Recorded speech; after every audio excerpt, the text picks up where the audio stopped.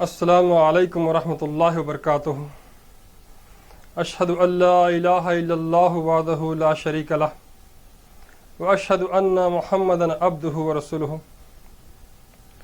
हिंदू मुस्लिम यूनाइटर YouTube channel में आपका स्वागत है।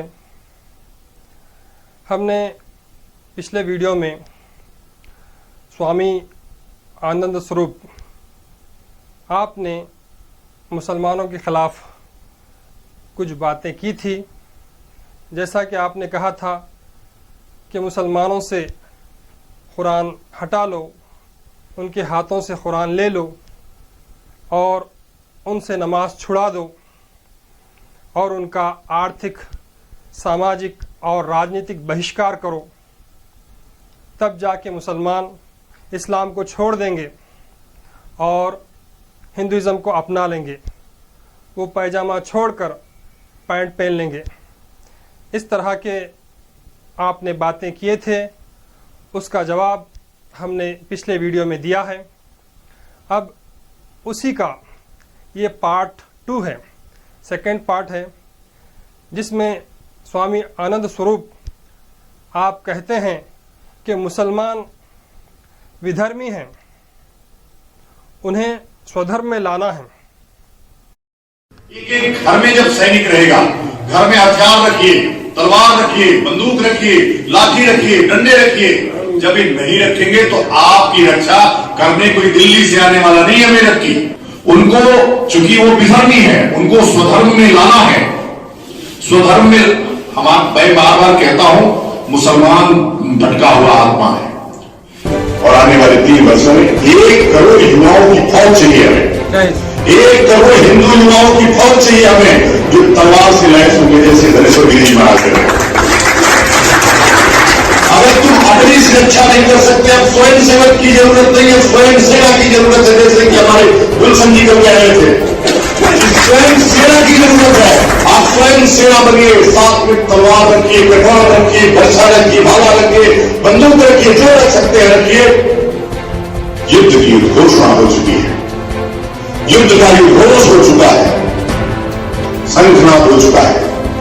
वैसे ही शंकराचार्य परिषद ने युद्ध का शंखनाद कर दिया है और यह युद्ध हिंदू राष्ट्र बनने की परिणत तक जारी रहेगा।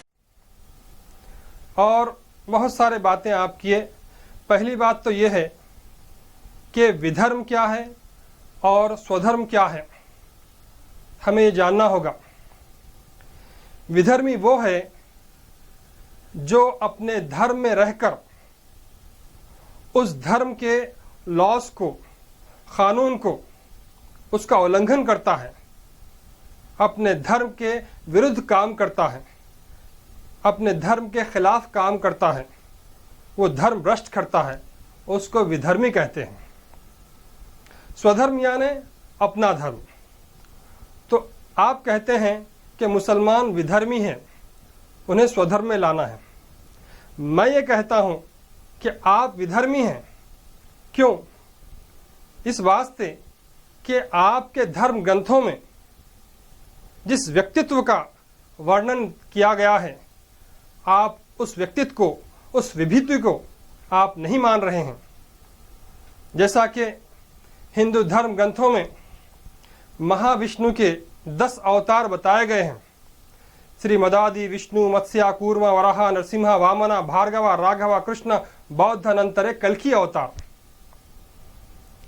आखिरी अवतार कल्कि अवतार है और आप कल्कि अवतार को अब तक स्वीकार नहीं किए। वो कल्कि अवतार हजरत मोहम्मद सल्लल्लाहु अलैहि वसल्लम ही है। ये आपके धर्म ग्रंथों से ये सिद्ध कर दिया गया है। न सिर्फ मुसलमान बल्कि बड़े बड़े विद्वान जो संस्कृत के पंडित हैं, जो हिंदुइज्म के मानने वाले हैं, उन्होंने भी कल्कि अवतार मोहम्मद सल्लल्लाहु अलैहि वसल्लम को ही बताया है। जैसे कि वेद प्रकाश उपाध्याय जी, जिन्होंने संस्कृत में MA किया है, आपने किताब लिखी कि कल्कि अवतार मोहम्मद साहब। और नराशम्स अंतिम ऋषि, वेदों में नराशम्स का वर्णन है, वो नर जिसकी प्रशंसा की जाए, उसी को अरबी में मोहम्मद कहा जाता है। इस बात को हम पहले के वीडियोस में बता चुके हैं। और ये अथर्ववेद खंड 20 सूक्त 127 और मंत्र 1, 2, 3 इस तरह, इसको कुंताब सूक्त कहते हैं। इसमें पैगंबर मोहम्मद सल्लल्लाहु अलैहि वसल्लम को नराशंसा कहा गया है। और वेदों में पैगंबर मोहम्मद सल्लल्लाहु अलैहि वसल्लम को कई जगह नराशंसा कहकर याद किया गया है। और भविष्य पुराण में मोहम्मद लफ्ज स्पष्ट रूप से आया है। भविष्य पुराण अध्याय नंबर 3 खंड नंबर 3 श्लोक नंबर 5 में लिखा हुआ है कि तस्मिनंतरे म्लेच्छ आचार्येण समन्वितः महामदिति ख्यातः शिष्य शाखा समन्वितः। उनका नाम मोहम्मद होगा, वो अपने शिष्यों के साथ आएंगे। और आपका दूसरा नाम अहमद का वर्णन सामवेद में किया गया, अहमदी पितुहु परिमिधम मर्त्य जाग्रहा अहम सूर्य वाजनी। और आपको खतना किया हुआ बताया गया भविष्य पुराण में, लिंगच्छेदी शिकाहीनः शमशुद्धारी सदुषकः उच्चलापि सर्वभक्षी भविष्यति जनमम। तो इस तरह से कई पेशनगोइयां, कई भविष्यवाणियां आपके धर्म ग्रंथों में मौजूद है पैगंबर मोहम्मद सल्लल्लाहु अलैहि वसल्लम के बारे में। लेकिन आप आंख बंद कर लिए, पैगंबर मोहम्मद सल्लल्लाहु अलैहि वसल्लम को स्वीकार नहीं कर रहे हैं और विधर्मी मुसलमानों को कह रहे हैं। हालांकि विधर्मी तो आप हुए, इतने भविष्यवाणियां रखते हुए भी आप पैगंबर मोहम्मद सल्लल्लाहु अलैहि वसल्लम को मानना तो दूर की बात, स्वीकार करना तो दूर की बात, लेकिन आपके बारे में बुरा कह रहे हैं। आप आपकी जीवनी के बारे में बहुत बुरा कह रहे हैं, ऐसे गलत गलत टिप्पणियां दे रहे हैं आप, तो ये बिल्कुल गलत बात है। मुसलमान तो स्वधर्मी हैं, वो अपने धर्म पे वो कारबंद है। आज रिसर्च करके लोग बताते हैं कि मुसलमान ये ऐसे लोग हैं जो अपने धर्म में, अपने धर्म पर सबसे ज्यादा कायम हैं, स्थिर हैं। दूसरे लोग इतनी तरह स्थिर नहीं हैं जितना कि मुसलमान हैं। विधर्मी मुसलमान नहीं है। तो इस तरह हमको चाहिए कि अपने धर्म ग्रंथों पर आचरण करें। यही बात भगवत गीता में बताई गई है। श्री कृष्ण जी कहते हैं, यह शास्त्र विधि मृत्सु वर्तते काम कारतः न स सिद्धि मवा पुनति न सुखम न परांगति। जो व्यक्ति शास्त्र के अनुसार बताए हुए मार्ग पर नहीं चलता है और वो अपने मनमानी, अपनी इच्छाओं के अनुसार चलता है, तो वो व्यक्ति न सुख भोगेगा, न उसको शांति प्राप्त होगी, न उसको मुक्ति मिलेगी। ये भगवत गीता का श्लोक है। इस तरह विधर्मी मुसलमान नहीं हो सकते। और आप कहते हैं कि ये मुसलमान भटकी हुई आत्मा है। पहले तो आत्मा क्या है उस विषय पे आप बात करना होगा। आप तो ये कहते हैं कि कुत्ते पे भी आत्मा है, कुत्ते में, बिल्ली में, सब में आत्मा है, आप ये कहते हैं। लेकिन ऐसा नहीं है। आत्मा अलग है और प्राण अलग है। आत्मा अलग है, जीव अलग है। आप प्राण को या जीव को आत्मा कह रहे हैं। किसी भी जंतु में, किसी भी पशु में आत्मा नहीं होती। यहां तक कि सब मानव में, सब मनुष्यों में आत्मा नहीं होती। आत्मिक पुरुष या आध्यात्मिक पुरुष वो अलग होते हैं, जैसा ऋषि है, मुनि है, साधु संत है। ये लोग आत्मिक पुरुष है जिनके अंदर आत्मा है। सबके अंदर आत्मा नहीं होती। आत्मिक पुरुष लोगों को जोड़ने का काम करते हैं। लोगों को जो तोड़ते हैं, लोगों के अंदर जो द्वेष पैदा करते हैं, वो आत्मिक पुरुष नहीं हो सकते। और आपके स्वामी यति नरसिंहानंद सरस्वती, आपने खुद कहा कि मैं कोई आध्यात्मिक व्यक्ति नहीं हूं। पिछले वीडियोस में हमने वो क्लिप बताया था आपको कि आपने खुद स्वीकार किया कि मैं कोई आध्यात्मिक व्यक्ति नहीं हूं। आध्यात्मिक व्यक्ति वो होता है जो धर्म के कर्तव्यों का पालन करता है। मैं धर्म के कर्तव्यों का पालन नहीं किया। और वो खुद कहते हैं, यति नरसिंहानंद सरस्वती जी कहते हैं कि मैं भगवान का मनन चिंतन अभी नहीं किया, मैं कोई आध्यात्मिक व्यक्ति नहीं हूं। बिल्कुल आपको सच बताना चाहता हूं, मैं अपने आप को आध्यात्मिक व्यक्ति मानता ही नहीं हूं। देखिए, धर्म जो है ये कर्तव्यों का नाम है। हमारा जो धर्म है वो हमारे कर्तव्यों को डिफाइन करता है। और आध्यात्मिक व्यक्ति वो होता है जो आत्मा और परमात्मा के विज्ञान का अध्ययन करता है। अभी तक मैं धर्म के कर्तव्यों को पूरा ही नहीं कर सका। अगर किसी व्यक्ति ने अपने धर्म के कर्तव्य पूरे नहीं किए तो वो आध्यात्मिक नहीं हो सकता। अभी मेरे धर्म के कर्तव्य ही नहीं पूरे हुए, मुझे अभी समय ही नहीं मिला कि मैं भगवान के बारे में मनन चिंतन करूं। जब आप आध्यात्मिक व्यक्ति नहीं हैं तो फिर आपके अंदर आत्मा कैसे आएगी? आप आत्मिक पुरुष नहीं हो सकते। आत्मिक पुरुष वो थे, तुलसीदास जी है, कबीरदास जी है, या बाबा नानक है। ऐसे बहुत सारे ऋषि मुनि गुजरे हैं, अवतार गुजरे हैं, पैगंबर गुजरे हैं, प्रॉफिट गुजरे हैं। ये सब आध्यात्मिक व्यक्ति थे जिनके अंदर आत्मा थी। उनका काम था लोगों को मिलाना। लेकिन आप क्या कर रहे हैं? आप लोगों में फूट डाल रहे हैं। आप खुले मंच पे कह रहे हैं कि मुझे 1 करोड़ हिंदू युवाओं की आवश्यकता है और वो सब तलवार से, भाले से, कृपाण से, बंदूकों से लैस होना चाहिए और सब अपने घरों में ये सब हथियार रखो, कृपाण रखो, तलवार रखो, बंदूक रखो, अच्छे से अच्छे हथियार रखो। ये आप शिक्षा दे रहे हैं और आप ये कह रहे हैं कि शंकराचार्यों ने युद्ध की घोषणा कर दी है, हिंदू राष्ट्र बनाना है।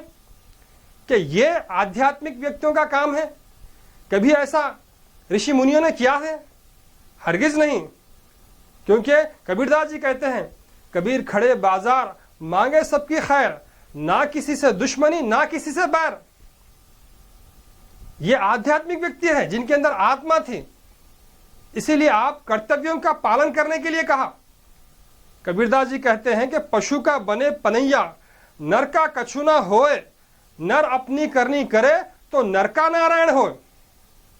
यानी पशु का बने पनैया, जब पशु मर जाता है तो उसके चमड़े में आप जो है ना मशकीजा बनाते हो, उस चमड़े से जिसके अंदर पानी रखा जाता है।